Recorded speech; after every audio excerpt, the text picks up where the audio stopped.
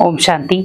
आज जीवन में बहुत सारे विघ्न और बहुत सारे कष्ट एक साथ आ जाते। कई बार हम हताश हो जाते हैं कि जीवन में बार बार विघ्न आ रहे हैं, बार बार कष्ट आ रहे हैं, कैसे करें उनको दूर।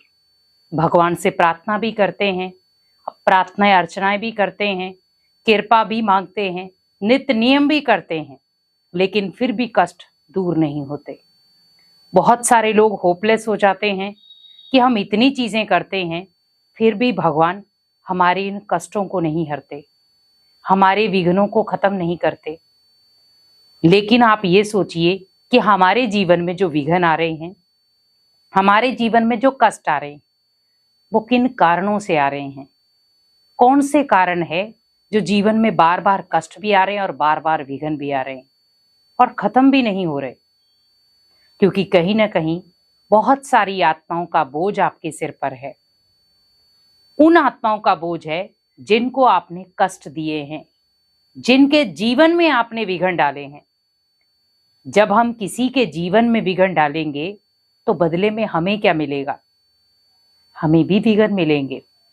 अगर हम किसी के जीवन में कष्ट डालते हैं तो बदले में हमें भी क्या मिलेगा? कष्ट ही मिलेंगे। तो आप सोचिए कि जब मैंने दूसरे को विघ्न डाले तो मैंने अपने आप को खुश महसूस किया कि मैं बहुत खुश हूं, क्योंकि मैंने दूसरे के जीवन में विघ्न डाले हैं, दूसरे के कार्य में विघ्न डाले हैं। लेकिन जब वही विघ्न बार बार आपके जीवन में आते हैं तो फिर हम होपलेस क्यों हो गए? फिर हम ऐसे क्यों कहते हैं, भगवान हमारी क्यों नहीं सुन रहा? आप जब दूसरे की लाइफ में वो चीज कर रहे थे, क्या आपने उस समय अपनी भी सुनी? नहीं। हमारा मन कई बार बहुत सारी चीजों में इंडिकेशन देता है, मत करो, ऐसे मत करो, लेकिन फिर भी हम कर जाते हैं, क्योंकि हम परमत के वश हो जाते हैं। हम ना तो भगवान की सुनते हैं, ना खुद के मन की सुनते हैं। हम किसकी सुन रहे हैं? उस इंसान की सुन रहे हैं जो आपको कहीं ना कहीं दलदल में धकेल रहा है, दलदल में लेकर जाता है, और हम खुश हो जाते हैं कि वही मेरा सच्चा मित्र है। जो व्यक्ति आपको बार बार दलदल में लेकर जा रहा है, क्या वो आपका सच्चा मित्र हो सकता है? नहीं। सच्चा मित्र वो होता है जो आपको दलदल से निकाले, दलदल में डाले नहीं। क्योंकि आज आप देखें, भगवान को याद कर रहे हैं, बहुत सारे ऐसे लोग हैं, आपके मित्र हैं, जो आपको बार बार कहते होंगे चलो भगवान के घर में चलते हैं। और बहुत सारे लोग आपको ऐसा भी कहने वाले होंगे चलो घूमने चलते हैं। तो आप किसकी उंगली पकड़ेंगे? एक तरफ है भगवान की उंगली, एक तरफ है इंसान की उंगली। इंसान की उंगली आपको दुनियावी चीजें दिखाएगी, भगवान की उंगली आपके जीवन से कष्ट और विघ्नों को खत्म करने की उंगली है, भगवान के साथ का अनुभव करने की उंगली है, नए जीवन की शुरुआत की उंगली है। किसको थामेंगे आप? लेकिन हम किसको थामते हैं? दुनियावी उंगली को। क्योंकि हमें दुनिया की चकाचौंध इतनी पसंद आ गई है कि हमें यही समझ नहीं आ रहा कि भगवान आखिर हमसे कहना क्या चाहता है। आज देखें, हमारी मर्यादाएं खत्म, हमारी बोल में अटेंशन खत्म। हम किसको क्या बोल रहे हैं हमें खुद भी समझ नहीं आता, किसके लिए क्या कर रहे हैं हमें वो भी समझ नहीं आता। लेकिन हमें समझ क्या आता है, दूसरे को नीचे कैसे गिराएं, उसके जीवन में विघ्न कैसे डालें, उसके जीवन में कष्ट कैसे डालें। तो जब आप किसी के जीवन में कष्ट विघ्न डालेंगे तो आपके जीवन में परमानेंट होंगे। क्योंकि कहीं ना कहीं वो जो चीज आपने दूसरे को दी थी वो सूद समेत भगवान ने आपको लौटाई है।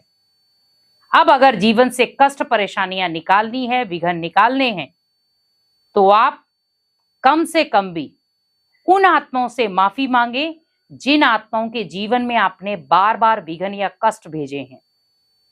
उनसे रोज क्षमा मांगे कि मैंने अपने कारणवश मन की ना सुनकर मैंने दूसरों की मत्तों से आपके जीवन में बहुत सारे विघ्न डाले हैं, मुझे आप माफ करना।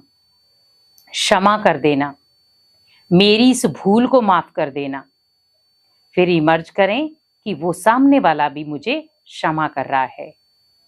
तो ये कम से कम भी आप 21 दिन भी अभ्यास करेंगे तो आपको खुद लगेगा कि मेरे जीवन से विघ्न, कष्ट सब दूर हो रहे हैं।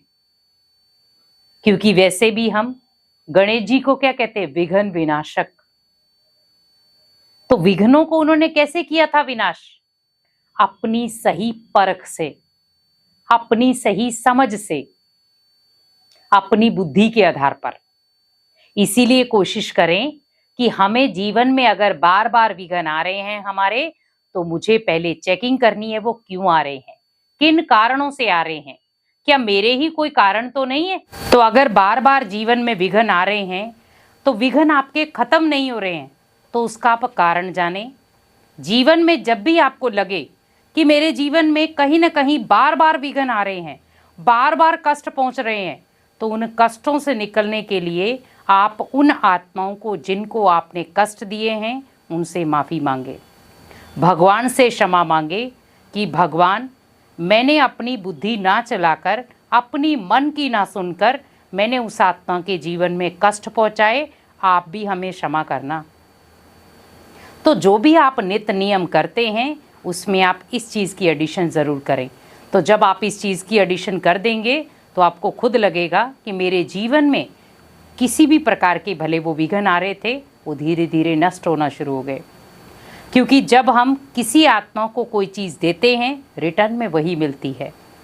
आप अगर खुशियाँ दे रहे हैं तो रिटर्न में खुशियाँ मिलेंगी। आप अगर जीवन में कोई अच्छे कर्म कर रहे हैं तो आपके जीवन में भी अच्छे कर्म आएंगे। लेकिन अगर आप किसी के जीवन में कष्ट दे रहे हैं तो जीवन में आपके भी कष्ट ही आएंगे। इसीलिए कष्ट भले वो बीमारी के रूप में हो, भले संबंधों के टकराव के रूप में हो, भले बिजनेस के लॉस के रूप में हो, बच्चों के बिगड़ने तक का भी है, ये सब हमारे कष्ट ही हैं।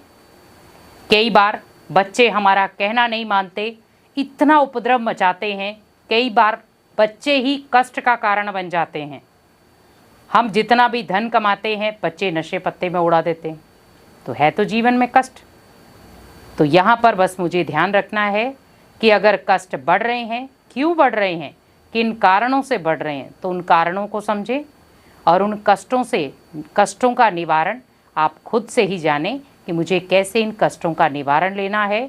भगवान को अपना बना लें और अपने मन की सारी बात उसे बताएं।